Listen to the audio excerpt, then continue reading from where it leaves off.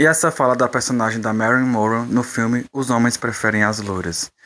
No filme, ela vai se casar com um rapaz, mas o pai não gosta muito da ideia, pois acha que a personagem da Marilyn é interesseira e vai confrontar ela. E ela responde da melhor forma possível. Ela responde dizendo: "Ah, mas que engraçado. Você não sabe que para uma mulher ser bonita é a mesma coisa que um homem ser rico? Você pode até não se casar com uma mulher só porque ela é bonita, mas e se ela for bonita? Não é melhor ainda?" A mesma coisa. Ela pode até não se casar com ele só por ele ser rico, mas ele sendo rico, não é melhor ainda?